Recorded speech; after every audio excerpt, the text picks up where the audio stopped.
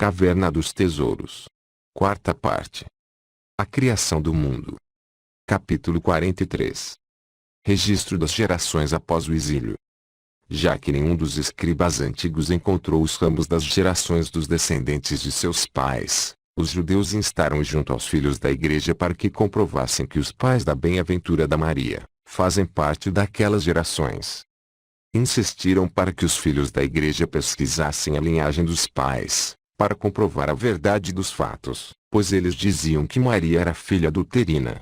Agora, porém, calar-se-á a boca dos judeus, e eles deverão admitir que Maria procede da casa de Davi e de Abraão.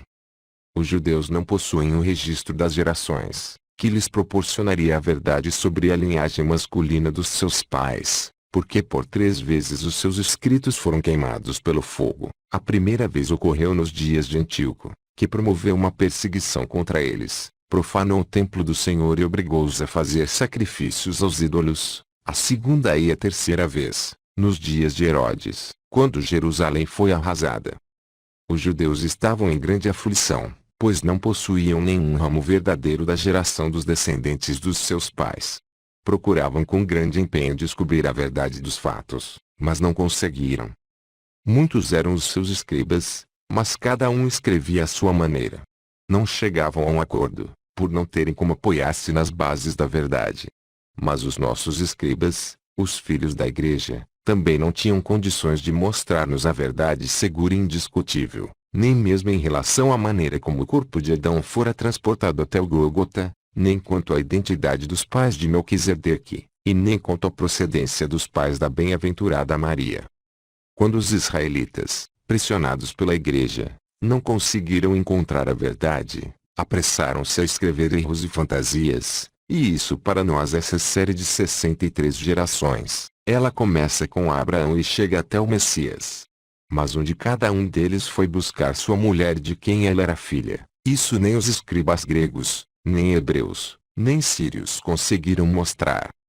Mas assim como cada um dos mestres divinos da igreja pôde estabelecer uma verdade que o servisse de fundamento, e ofereceram aos fiéis uma arma com a qual pudessem lutar e combater os seus inimigos, assim também o Messias nos concedeu a graça de poder esclarecer, no seu rico tesouro, aquilo que para eles era impossível. Empenhemo-nos com todo zelo em fazer aquilo que para eles era impossível, acompanhando o diligente esforço do nosso irmão Nemésio, ilustre no Messias.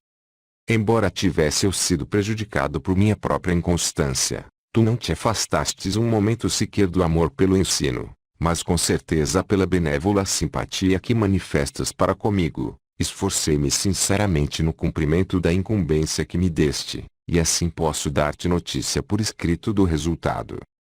Escuta, meu irmão Nemésio. Esses ramos de gerações que te transcrevo não foram ainda descobertos por nenhum dos outros mestres. As mencionadas 63 gerações, das quais deriva a humanidade do Messias, conheceram a seguinte sucessão. Adão gerou Sete. Sete casou-se com Selimate, que nasceu junto com Abel, e dela gerou Enos. Enos casou-se com Ana, filha de Jubal e neta de Xoxi, filha de Sete, e dela gerou Cainã. Cainã casou com Perjate, filha de Cotim e neta de Jarbal, e dela gerou Malaleel. Este casou-se com Sexatipar, filha de Renos, e dela gerou Jared. Jared casou-se com Sebida, filha de Cuslon e neta de Cainã, e dela gerou Enoque. Enoque casou-se com Sadiquim, filha de Topiche e neta de Malaleel, e dela gerou Matusalém. Este casou-se com Sacute, filha de Soquim e neta de Enoque, e dela gerou Lameque. Lameque casou-se com Sipa, filha de Tautab e neta de Matusalém, e dela gerou Noé. Este casou-se com Aical, filha de Namos, e dela gerou Sem, Cã e Jafete. Sem gerou Arpaxissad, este Salé, este Eber, este Peleg, este Regu, este Serug, que gerou Taré. Taré casou-se com 2 mulheres, Jona e Salmute. De Jona gerou Abraão e de Salmute, Sara. Abraão casou-se com Sara e gerou Isaac. O Isaac casou-se com Rebeca e gerou Jacó, que se casou com Lia e gerou Judá. Judá gerou Farés, de Tamar. Farés gerou Esrom. Esrom gerou Aaron, este Aminadab, este Nassum, este Salmão, e Salmão gerou Boaz, de Rabi. Boaz casou-se com Ruth, a filha de Lot, e gerou Obed. Obed gerou Isai, e este gerou o rei Davi, que se casou com Betsabá e dela gerou Salomão. Salomão gerou Roboão, este Abias, este Asa, este Josapate, este Jorão, este Ocosias, este Joás, este Amosias, este Azias, este Jotam, este Acás, este Ezequias, este Manassés, este Amon, este Josias, este Joaquim, este Jeconias, este Salatiel, este Redabja, este Zorobabel, este Abiúde, este Eliaquim, este Azor, este Zadok, este Achim, este Eliúde, este Eleazar, este Matã, e este Assibrat, filho de Pinechas. Ele gerou Jacó e Joaquim. Jacó casou-se com Adibite, filha de Eleazar, e gerou José, noivo de Maria. Joaquim casou-se com Dina, que vem a ser Ana, filha de Paxode. 60 anos depois de casados, ela deu à luz Maria, da qual nasceu o Messias. Sendo José filho do tio de Maria, a ele foi ela entregue por ordem divina para que ficasse sob os seus cuidados, pois Deus sabia que Maria seria perseguida pelos judeus. Vês agora, irmão Nemésio, como os pais da bem-aventurada Maria procederam da linhagem genealógica dos descendentes de Davi. Vê. Situei-te agora sobre os fundamentos da verdade, a que nenhum dos outros escribas conseguiu chegar. Podes constatar como essas 63 gerações se sucedem, desde Adão até o nascimento do Messias. Também para os judeus é uma satisfação poder averiguar a descendência das estirpes dos seus pais. Vês, irmão Nemésio, que foi nos dias de Ciro que chegou ao fim o 5º milênio. De Ciro até a paixão de nosso Salvador transcorreram 500 anos, segundo a previsão de Daniel, que profetizou, e disse, após 62 semanas, o Messias será morto. Essas semanas correspondem aos 500 anos. Vês por que deve calar-se a boca dos judeus? Pois ousaram dizer que o Messias até hoje ainda não veio, então devem eles necessariamente escolher de duas uma, ou aceitam a profecia de Daniel, ou rejeitam-na. A sua profecia, na realidade, cumpriu-se, e as semanas transcorreram. O Messias foi morto e a cidade santa foi destruída por obra de Vespasiano. Capítulo 44. O Messias. Vês agora, nosso irmão Nemésio, amante do saber, que no 42º ano do Império de Augusto nasceu o Messias, em Belém de Judá, como está escrito no Santo Evangelho. 2 anos antes do nascimento do Messias apareceu a estrela aos magos. Viram no firmamento uma estrela que brilhava mais do que todas as outras. No meio dela havia uma jovem, que trazia no colo um menino, e este tinha uma coroa na sua cabeça. Era costume dos reis antigos e dos magos caldeus escrutar nas constelações tudo quanto iria ocorrer. Quando eles viram a estrela, turbaram-se grandemente e se encheram de temor, e a Pérsia toda entrou em alvoroço. Os reis, os magos, os sábios caldeus e persas ficaram abalados, encheram-se de temor em face do sinal que presenciavam, e disseram, teria o rei de Nínive declarado guerra ao país de Nimrod? Os magos e os caldeus apressaram-se em ler os seus livros de sabedoria. Pela força da sabedoria dos seus escritos conseguiram o seu objetivo e chegaram a uma conclusão que se apoiava no chão firme da verdade. Efetivamente, pois, os magos caldeus, através do curso daquela estrela, que reputavam um sinal zodiacal, lerão a verdade dos fatos, antes mesmo de conhecê-los pessoalmente. Também os natuas detêm esse conhecimento, de tal sorte que, antes da vinda de um tufão ou da armação de uma tempestade, reconhecem pelo curso das estrelas o perigo que os ameaça. Quando então os magos leram os oráculos de Nimrod, encontraram neles que em Judá haveria de nascer um rei. E assim, foi-lhes revelado todo o curso do plano de salvação do Messias. Imediatamente eles partiram do Oriente, segundo as tradições que herdaram dos seus pais, subiram na direção das montanhas de Nod, que se encontram no norte e que abrem o caminho para o ocidente, e lá tomaram ouro, mirra e incenso. Daí podes reconhecer, irmão Nemésio, que eles conheceram antes todo o mistério do plano de salvação do nosso Redentor, o que se revela pelos presentes que traziam, o ouro para um rei, a mirra para um médico e o incenso para um sacerdote. Eles tiveram ciência da sua natureza, e reconheceram que era ao mesmo tempo rei, médico e sacerdote, Pois quando o filho do rei de Sabá era ainda menino, seu pai levou-o a um rabino, e ele então entendeu o livro dos Hebreus melhor do que todos os seus comandados e concidadãos. Ele disse aos seus servidores que também em todos os livros jubilares estava escrito que o rei haveria de nascer em Belém. Foram os seguintes os que ofereceram presentes ao rei. Eram reis e filhos de reis: Ormisde de Macosde, rei da Pérsia, chamado Rei dos Reis, e que residia lá abaixo, em Adorjim; Jesdeged, rei de Sabá, e Perós, rei de Seba, que se localiza no Oriente. Quando eles se dispuseram a partir, o reino dos gigantes, um exército forte, ficou agitado e intranquilo. Igualmente, todas as cidades do Oriente ficaram em alvoroço por causa da atitude deles. Também Jerusalém e Herodes espantaram-se com a chegada deles. Herodes, por seu lado, recomendou-lhes: ide em paz e procurai diligentemente o menino, e quando o tiverdes encontrado, vinde a mim e dizei-me, para que eu também possa ir até lá e adorá-lo.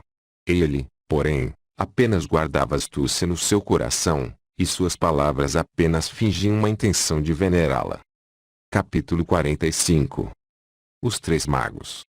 Quando os magos se puseram a caminho, havia em Judá uma grande movimentação por causa do edito de César Augusto, ordenando que cada homem se recenseasse em sua terra e em sua cidade de origem. Por isso é que Herodes ficou tão preocupado. E disse aos magos: ide e informai-vos bem.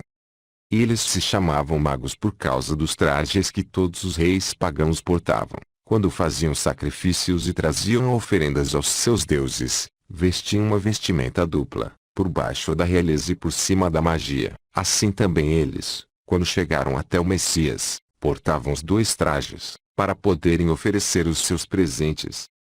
Quando se afastaram de Jerusalém e de Herodes, apareceu-lhes estrela, que era o guia a indicar-lhes o caminho, e alegraram-se profundamente. A estrela ia diante deles, até que chegaram a uma gruta. Então eles viram um menino envolto em panos e depositado numa manjedoura. Enquanto subiam, imaginavam consigo pelo caminho que presenciariam um espetáculo grandioso ao lá chegarem, a pompa real e as instalações de um palácio de governo. Pois nascido rei, assim pensavam, encontrariam no país de Israel uma corte real, aposentos lavrados em ouro, o rei e o filho do rei vestidos de púrpura, divisões do exército e corpos de guarda obedientemente às ordens do rei, e no palácio a presença dos grandes da terra que honravam com seus presentes, a mesa real preparada com finos manjares, com servos e servas reverentemente apostos. E isso que os magos pensavam encontrar. Mas nada disso encontraram, ao contrário, viram algo muito mais grandioso. Tão logo entraram na gruta, viram José ali sentado cheio de admiração e Maria de olhos contemplativos.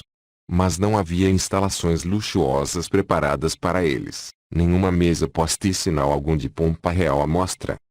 Apesar de toda essa humildade e pobreza, não tiveram nenhuma dúvida em seus corações. Aproximaram-se com reverência, adoraram-no e mandaram trazer os seus presentes: ouro, incenso e mirra. Maria e José ficaram muito constrangidos por nada terem a oferecer-lhes, mas os magos alimentaram-se das suas provisões de viagem. O Messias havia completado 8 dias quando os magos lhe trouxeram os presentes. Ao mesmo tempo em que José circuncidava o menino, Maria recebia os presentes.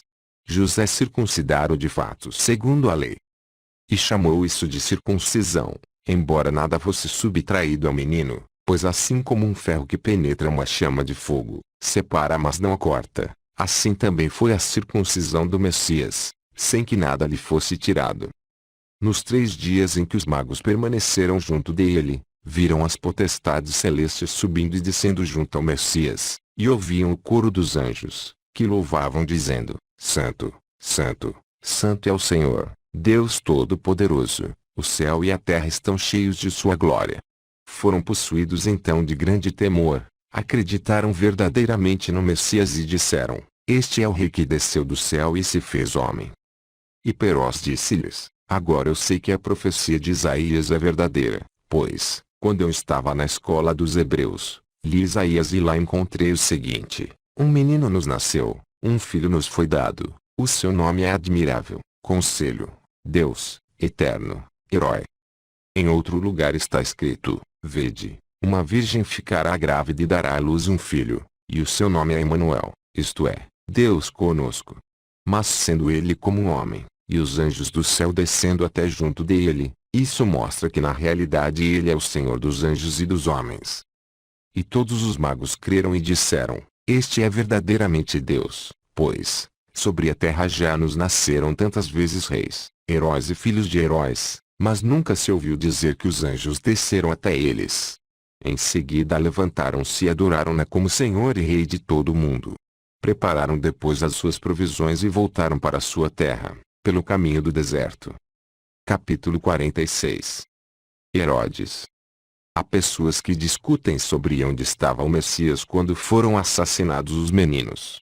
Mas está escrito que ele não se encontraria na terra de Judá. Por isso ele foi para o Egito, para que se cumprisse a escritura, do Egito eu chamei o meu filho. Saibais. Quando o Messias chegou ao Egito, os ídolos daquela terra foram derrubados, caíram ao chão e quebraram-se, para que se cumprisse a escritura. Vede, o Senhor caminhou sobre nuvens ligeiras e chegou ao Egito e os deuses egípcios tremeram diante dele. Ele não voltou do Egito, mas lá permaneceu até a morte de Herodes. Depois deste, subiu ao trono seu filho Arquelau. Lembra-te, irmão Nemésio, de que eu disse que todos os homens, súditos de Herodes, estavam num recenseamento. Este foi completado no prazo de 50 dias. Antes que o recenseamento fosse terminado e concluído, e antes que Herodes o tivesse lacrado e enviado a Roma, a César Augusto, Herodes não procedeu à busca do Messias, e até aquele momento não haviam sido assassinadas as crianças. Foi no decurso daquela movimentação do censo que o Messias nasceu. Passados 40 dias depois do seu nascimento, ele chegou ao templo do Senhor, onde o ancião Simeão, filho de Josué e neto de Josadaque, o tomou nos braços. Nos dias de Simeão ocorreu a volta dos prisioneiros da Babilônia, ele tinha 500 anos quando segurou nos seus braços o Messias. Então falou o anjo a José, levanta-te, toma o menino e sua mãe, e foge para o Egito. Quando terminou o recenseamento, os judeus foram liberados, de sorte que cada um pôde voltar para sua região e lugar de domicílio. Então Herodes indagou sobre os magos e foi-lhe dito, eles voltaram para suas terras. Diante disso, ficou profundamente irritado e mandou de imediato seus emissários com a ordem de matar todos os meninos de Belém e das vilas circunvizinhas. Ao inspecionar as crianças, e não encontrando entre elas João, filho de Zacarias, disse, realmente, o filho dele reinará em Israel. Pois ele tinha ouvido algo do que fora dito pelo anjo a Zacarias, quando lhe prometera João. Assim, ele mandou um emissário a Zacarias, com a ordem de dizer-lhe, traze-me João. Zacarias respondeu, eu sou sacerdote e sirvo no templo do Senhor, não sei onde estão o menino e sua mãe. Por esse motivo, Zacarias foi morto entre os degraus e o altar. Isabel tomou consigo João e foi para o deserto. Herodes foi imediatamente atingido pelo castigo de Deus, sem compaixão, caiu doente.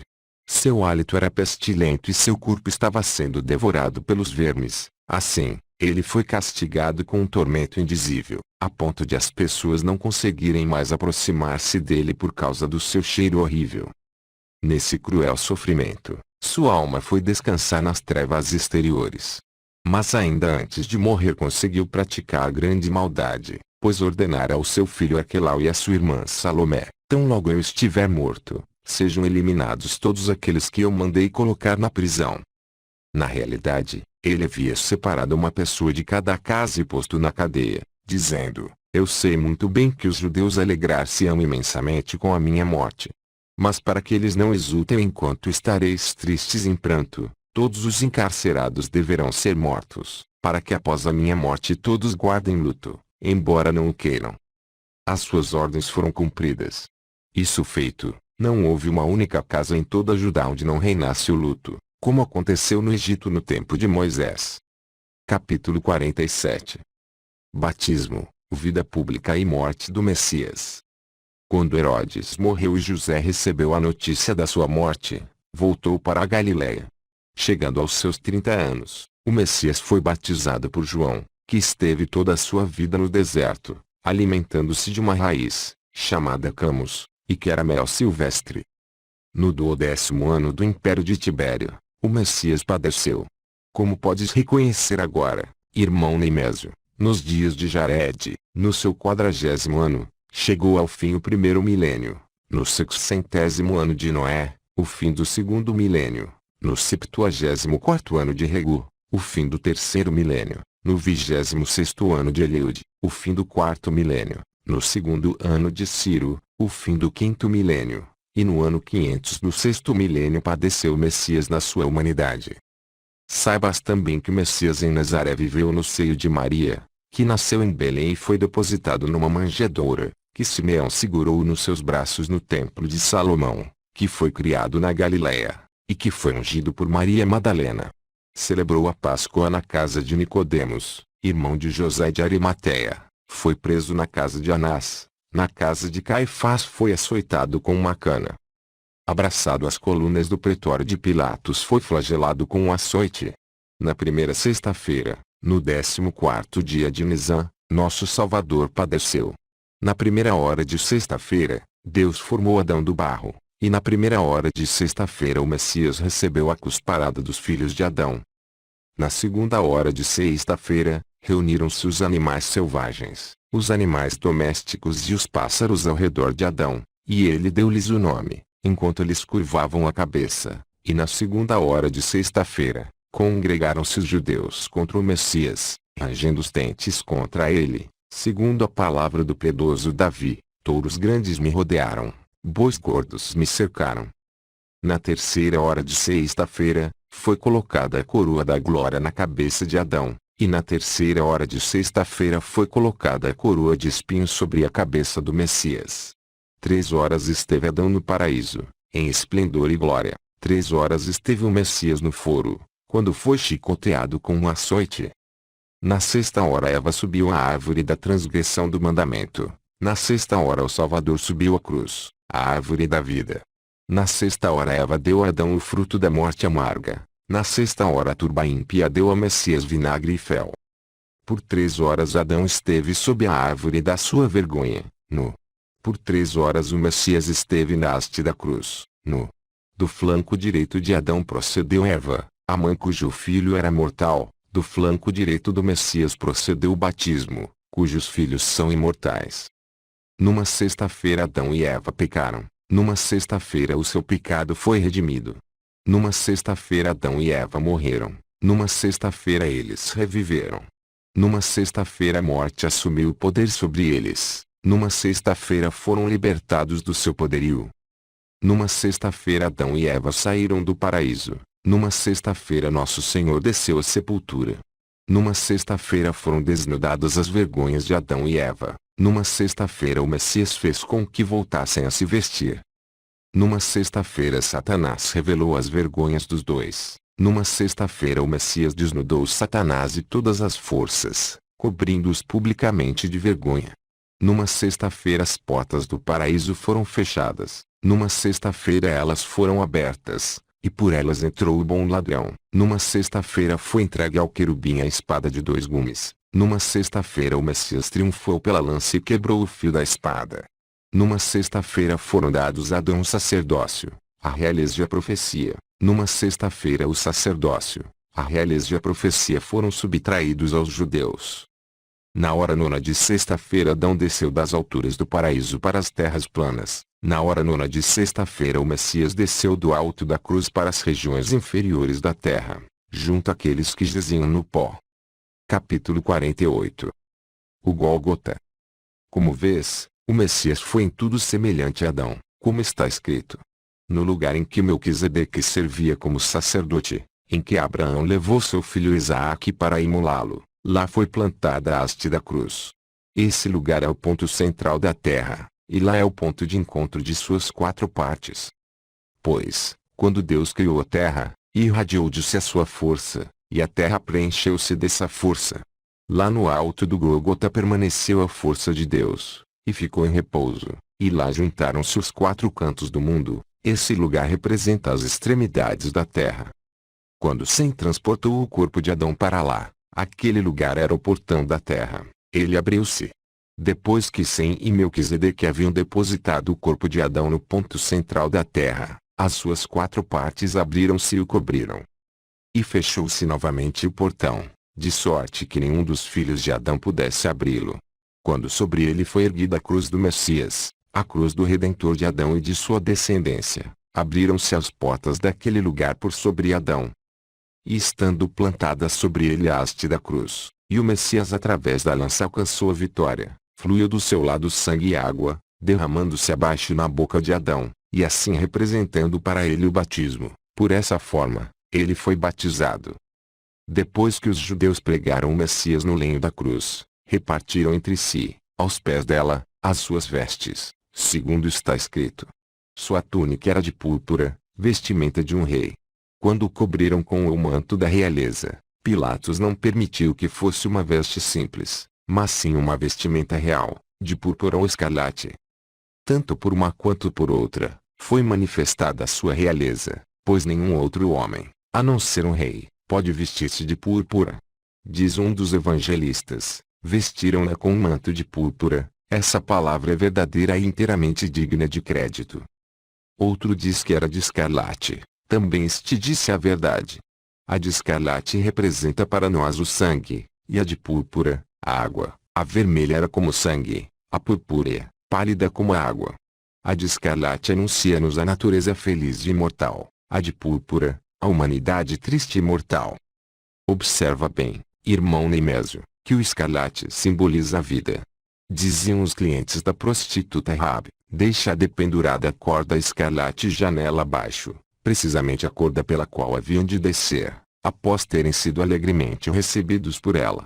Isso representa uma imagem de nosso Senhor, o Messias, e a cor de escarlate é a imagem do seu sangue precioso e vital. Capítulo 49. A redenção. Teceram uma coroa de espinhos, colocaram-na sobre a sua cabeça e vestiram-na com um manto real, mas não tinham consciência do que estavam fazendo. Dobravam os joelhos, adoravam-na, e sem serem coagidos por ninguém diziam com a sua boca, e salve, Rei dos Judeus. E nota bem, meu irmão, nem depois da sua morte ele foi privado das prerrogativas reais. Os judeus e os soldados, os guardas de Herodes e de Pilatos discutiam sobre como cortar a túnica do Messias e reparti-la entre si, porque a beleza dela a todos agradava. Igualmente o centurião, que montava a guarda junto à cruz, testemunhou e disse diante de todos os presentes, verdadeiramente, este homem é o Filho de Deus. Disse-lhes também, as leis não permitem cortar a túnica real. Lançai as sortes sobre ela, para ver a quem toca. Quando os judeus e os servos do rei lançaram os dados, a sorte recaiu para um soldado, guerreiro de Pilatos. A túnica de Nosso Senhor não tinha costuras, tecida integralmente de alto a baixo. Quando, no lugar em que estava depositada e guardada, havia falta de chuva, traziam-na ao céu limpo, e na mesma hora em que era erguida ao céu, chovia copiosamente. Igualmente o próprio soldado, a quem ela coube pela sorte, sempre que a cidade necessitava de chuva, trazia para fora e ela operava um milagre. Por isso, ela lhe foi tirada à força por Pilatos, e este a mandou ao imperador Tibério. Essa túnica simboliza para nós a fé verdadeira, que povo algum pode cindir. 3 dádivas muito preciosas foram antigamente concedidas aos judeus: a realeza, o sacerdócio e a profecia. A profecia através de Moisés, o sacerdócio através de Arão, e a realeza através de Davi. Esses 3 dons, de que as gerações de estirpes dos israelitas se beneficiaram durante um longo período, foram-lhes subtraídos num só dia. As 3 coisas se acabaram e tornaram-se alheias a eles: a profecia pela cruz, o sacerdócio pela intenção de rasgar a túnica e a realeza pela coroa de espinhos. Também o espírito da reconciliação, que habitava no Santo dos Santos do templo, abandonou-os, afastou-se e rasgou o véu do santo em 2 partes. Igualmente a Páscoa desvaneceu-se e os abandonou, não tinham mais Páscoa a festejar. Saibas, irmão, quando Pilatos quis impeli-los a entrar no palácio oficial, eles retrucaram-lhe: nós não podemos pisar no pretório, porque ainda não celebramos a Páscoa. Ao obterem a permissão de Pilatos quanto à execução de Nosso Senhor, Eles correram rapidamente ao santuário e de lá retiraram as tábuas e a arca da aliança, e com elas construíram a cruz para o Messias. Em verdade, convinha que as mesmas tábuas que carregaram o testamento carregassem também o Senhor do testamento. A cruz do Messias compunha-se de duas hastes, ambas da mesma altura, profundidade, comprimento e largura. O apóstolo Paulo esforçou-se com razão para mostrar aos povos a força da cruz, e soubessem todos que sua altura, sua profundidade, sua largura e seu comprimento abrangiam toda a terra. Quando eles ergueram o Messias, luz brilhante de toda a terra, e o colocaram na luminária da cruz, apagou-se e escureceu a luz do sol, e um manto de trevas estendeu-se sobre toda a terra. 3 cravos foram pregados no corpo do nosso Salvador, 2 em suas mãos e 1 em ambos os pés. Os cravos dos ladrões eram 2, um na mão direita e outro na mão esquerda. Capítulo 50. A culpa dos judeus. Ofereceram-lhe vinagre e fel numa esponja. Pelo vinagre que lhe deram, ficava indicado que a antiga vontade deles modificara-se, passando do caminho reto para o caminho da maldade, e através do fel indicava-se o amargor da serpente obstinada, que neles habitava. Comprovaram que também eles lhe pertenceram, a ele, que a vinha boa da qual os profetas, os reis e os sacerdotes beberam o vinho que alegra os corações. Mas, por serem maus herdeiros, não quiseram trabalhar na vinha do meu amor. Em vez de uvas, produziram abrolhos, e o vinho que espremeram dos abrolhos era azedo. Quando pregaram o herdeiro na cruz, misturaram para ele essa borra com seu vinho ruim, e deram-lhe de beber do vinho da videira dos povos, mas ele recusou. Dá-me da vinha que o meu pai trouxe do Egito. O Messias sabia que nele haveria de realizar-se a profecia de Moisés, que lhe dizia a respeito: vossas uvas são uvas amargas, e os seus bagos são fel. Vosso veneno é o veneno dos dragões e a vossa cabeça é a de uma víbora, é isso que retribuís ao Senhor. Vês, irmão Nemésio, como o piedoso Moisés previu com os olhos do Espírito que no futuro haveria de acontecer ao Messias, e isso que retribuís ao Senhor. A vinha era um espinheiro, a saber, a comunidade dos crucificadores, suas filhas eram as uvas amargas e seus filhos os frutos azedos. Caifás, seu chefe, a víbora traiçoeira, todos eles maus, cheios do veneno de Satanás, que é o dragão monstruoso. Ao invés da água da rocha que eles beberam no deserto, deram-lhe vinagre por bebida, em lugar do maná e das codornas, deram fel. Mas não lhe deram de beber numa taça, e sim numa esponja, indicando assim que a bênção dos seus pais se afastara deles. Isso está a significar o seguinte: quando um receptáculo está vazio e tendo acabado o seu vinho, ele é lavado e purificado com uma esponja. Assim também quando os judeus crucificaram o Messias, ele esvaziou sua realeza, seu sacerdócio e sua profecia, bem como a messianidade, e retirou-os deles. Dessa maneira, restaram apenas os vasos dos seus corpos, espulhados e vazios. Quando se cumpriu a lei e o tempo dos profetas, e quando Adão foi despertado e viu a vertente de água viva que lhe fora derramada do alto para a sua salvação, o Messias triunfou pela lança, e do seu flanco escorreram sangue e água. Mas estes não estavam misturados. Por que verteu primeiro o sangue e depois a água? Por 2 razões. Primeiro, porque através do sangue seria dada a vida a Adão, e depois, após a vida e a ressurreição, viria a água para o seu batismo. Em segundo lugar, ele mostrou com isso que pelo sangue, existe a imortalidade, mas que pela água, é a mortalidade passível de sofrimento. O sangue e a água fluíram para a boca de Adão, e assim ele foi redimido e revestiu-se das vestes da glória. O Messias escreveu-lhe a carta da redenção com o seu próprio sangue e colocou-a nas mãos do ladrão. Capítulo 51. De Adão até o Messias. Quando tudo se havia consumado, foi escrita à comunidade uma carta de divórcio. Ela foi repudiada e despojada das suas vestes de glória, como dela já havia dito Davi, pelo Espírito Santo, até as 4 quinas do altar, até ali vigorarão as festas dos judeus. Até as quinas do altar, isto é, até a cruz do Messias.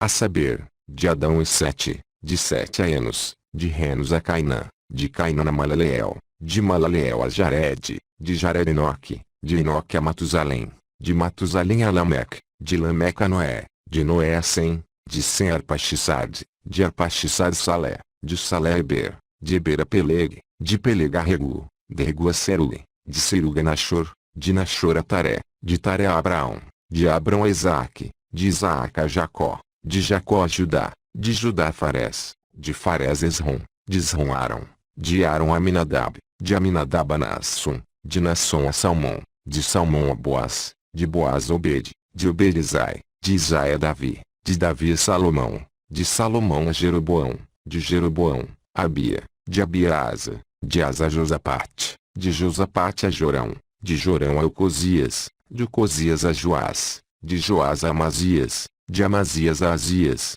de Azias a Jotão, de Jotão a Acás, de Acás a Ezequias, de Ezequias a Manassés, de Manassés a Amon, de Amon a Josias, de Josias a Joacás, de Joacás a Joaquim, de Joaquim a Jojaquim, de Jojaquim a Salatiel, de Salatiel a Zorobabel, de Zorobabel a Abiúde, de Abiúde a Eliaquim, de Eliaquim a Azor, de Azor a Zadok, de Zadok a Achim, de Achim a Eliúde, de Eliúde a Eleazar, de Eleazar a Matã, de Matã a Jacó e Joaquim, de Joaquim a Maria, de Maria ao presépio, do presépio à circuncisão, da circuncisão ao templo, do templo ao Egito, do Egito a Galiléia, da Galiléia a Jerusalém, de Jerusalém ao Jordão, do Jordão ao deserto, do deserto à Judéia, da Judéia à pregação, da pregação ao cenáculo, do cenáculo à Páscoa, da Páscoa ao pretório, do pretório à cruz, da cruz ao sepulcro, do sepulcro ao cenáculo, do cenáculo ao céu, e do céu ao trono, onde se assenta à direita de seu Pai. Vês, irmão Nemésio, como se sucedem as gerações e estirpes. De Adão até os judeus, e dos judeus, uma após outra, até a morte na cruz do Messias. A partir desse momento, cessaram as festas dos judeus, segundo Davi já havia profetizado sobre elas: ligai as festas com cadeias, até as pontas do altar. As cadeias são as estirpes, que se conectam umas às outras. O altar é a cruz do Messias. Até a cruz do Messias, as festas dos judeus eram realizadas com sacerdócio, realeza, profecia e Páscoa. A partir da morte na cruz do Messias, todas elas foram subtraídas aos judeus, como dito acima, e para eles no futuro não haverá mais rei, sacerdote, profeta e Páscoa. Segundo a profecia de Daniel, após 62 semanas o Messias será morto, e a cidade santa ficará destruída até o fim da guerra, isto é, por todos os séculos dos séculos. Capítulo 52. O sepultamento do Messias. Cumprida a lei e cumprido o tempo dos profetas, e o Messias morto na cruz, José, irmão de Nicodemos e de Cleofas, foi ter com Pilatos, pois ele era conselheiro, possuía o selo de Pilatos e tinha grande liberdade de palavra junto dele. Pediu o corpo do nosso Salvador. Pilatos então ordenou que lhe fosse entregue. Depois de haver retirado o corpo, Pilatos ordenou também que lhe fosse destinado o horto onde se encontrava o sepulcro de nosso Salvador. O horto na realidade era propriedade de José, tendo-lhe cabido por herança, pelo levita Pinechas, primo de José. José era de Jerusalém, mas fora nomeado conselheiro em Arimateia. Todas as correspondências emitidas durante o governo de Pilatos eram carimbadas com o selo que estava em poder dele. Quando o corpo de Nosso Senhor foi descido da cruz, os judeus correram até lá, pegaram a cruz e levaram-na ao templo, porque ela era feita das tábuas da Arca da Aliança. Nicodemos preparou o corpo de Nosso Senhor. José envolveu-o num pano de linho novo e puro, e depositou-o num sepulcro nunca antes usado, que fora construído para o sepultamento de Josué, filho de Num. Este, todavia, tendo visto com os olhos do Espírito, e tendo intuído o curso do plano de salvação do Messias, tomara a pedra que acompanhou os israelitas no deserto e colocou-a na entrada da sepultura, por isso é que ele mesmo não foi enterrado ali. Depois que José, Nicodemo e Cleofas sepultaram o Messias, colocaram essa pedra na entrada do sepulcro. Vieram então os sumos sacerdotes e a comitiva de Pilatos e lacraram a sepultura e a pedra. Agora, irmão Nemésio, admira e louva a Deus por isso. As traves da cruz do Messias foram incorporadas às tábuas da arca do culto divino e ao recinto do santuário da reconciliação. Trata-se daquilo que Deus havia ordenado a Moisés. Devia fazer um corcelete do julgamento e da paz, de julgamento, para os judeus que o crucificaram, de paz, para os que nele acreditam. A sua cruz era da madeira do santuário, e seu sepulcro era novo, destinado que fora para a sepultura de Josué, filho de Num. A rocha, que é o Messias, distribuiu água no deserto para 600.000 pessoas, agora ela é um altar que dá vida a todos os homens. Essa palavra do apóstolo, dizendo que aquela pedra era o Messias, é verdadeira e muito digna de crédito. José fora nomeado conselheiro em Arimateia, Nicodemo, doutor da lei em Jerusalém, e Cleofas, escriba dos judeus em Emaús. Nicodemo havia preparado para o Messias no cenáculo tudo o que era necessário para a Páscoa. José envolveu-o e sepultou-o na sua herança, e Cleofas recebeu-o em sua casa. Quando ele ressurgiu do reino dos mortos, esses eram para ele como irmãos na verdade e na pureza. Quando José o desprendeu da cruz, destacou também o letreiro que estava afixado por sobre a sua cabeça, isto é, no alto da cruz do Messias, fora redigido por Pilatos em grego, latim e hebraico. Porque Pilatos não escreveu nenhuma palavra em siríaco. Porque os sírios não tinham nenhuma participação no sangue do Messias, e porque Pilatos era um homem sábio e amante da verdade. Ele não quis escrever nenhuma mentira, como fazem os maus juízes, agiu muito mais de acordo com o que está na lei de Moisés, aqueles que condenam os justos. Na qualidade de assassinos de Deus, ali deveriam constar os seus nomes.